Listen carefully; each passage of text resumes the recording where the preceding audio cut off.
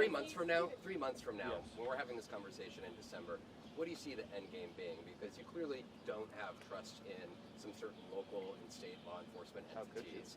And so where do you see the National Guard, where do you see the military going? You suggested that if the courts rule against you, you will find other ways to use the military. That would lead me to believe that there's a conversation about the Insurrection Act that is taking place. What should Americans expect over the next 3.5 years, understanding that there is a real likelihood that those same local law enforcement and state officials will never ever cooperate with your efforts? Should people expect the National Guard and the military in their streets over the next 3.5 years? I think that so to be clear, you talk about the National Guard in the streets. So right now in Portland, they're talking about having National Guard deployed to secure a federal building in Portland. And so there's a lot of elements to your question, and I'll try to get to all of them.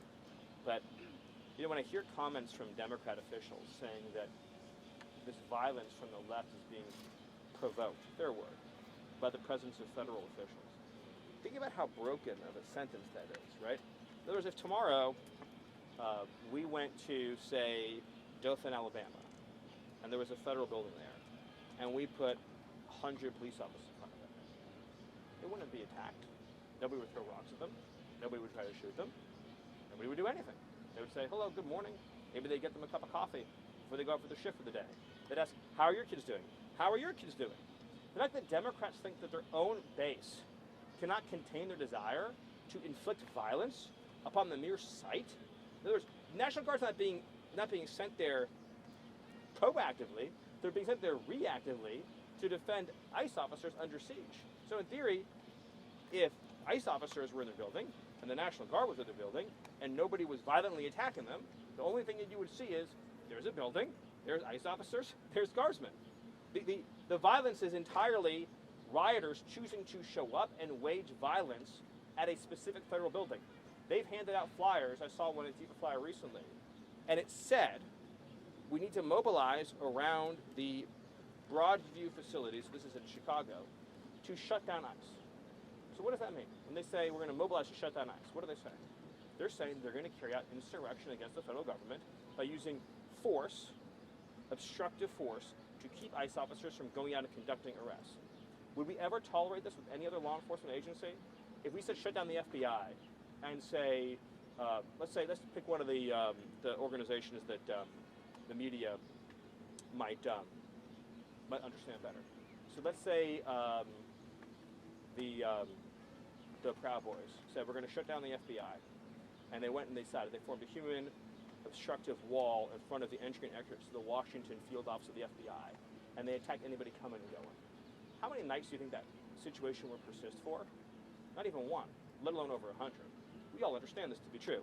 So to your other question, yes, the president has multiple statutory authorities under federal law to secure a federal building.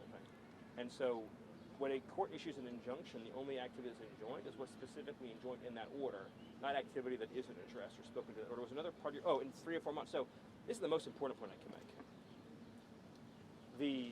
This is the behavior of the anti-ICE rioters, violent attack stalkers, is motivated by a desire to achieve a concrete outcome. In other words, their objective is fewer ICE arrests in Chicago, fewer ICE arrests in Portland.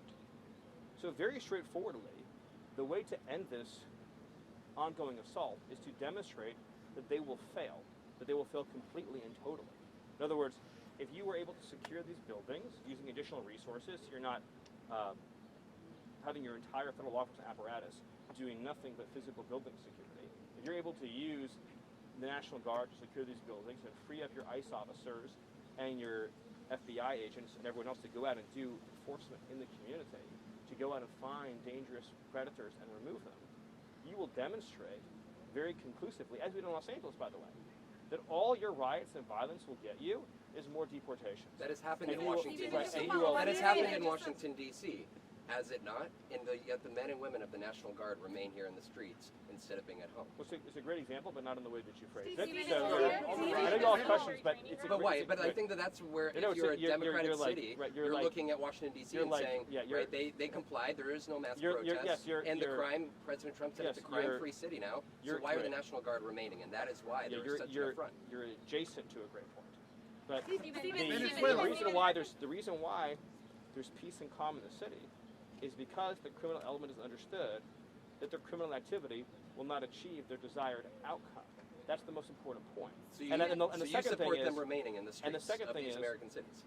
Long term? Here in Washington, D.C., the National Guard, as John Fetterman has said, is one of the most wonderful things that ever happened to the city. It means you can go out to the National Mall and not have to worry about being attacked. But the other thing is But you that support them in second, American cities long term? The National Guard deployment is part of a cohesive public safety operation, like in D.C. and like in Memphis, is an extraordinary blessing. The tragedy that I see is so when you support them in American cities long term? I answered the question the way that I did. The tragedy that I see is when you have a 6-year-old boy, has happened recently, whose killer, who stabbed him in the head till the knife was blunt, got released from jail on good behavior. The tragedy is when you try to murder a Supreme Court justice and you're out of jail in 8 years. Right? The tragedy is when you have somebody who's been in and out of the criminal justice system for well over a decade with 39 arrests, like in North Carolina, and can just walk up to an innocent Ukrainian refugee and knife her to death in the throat.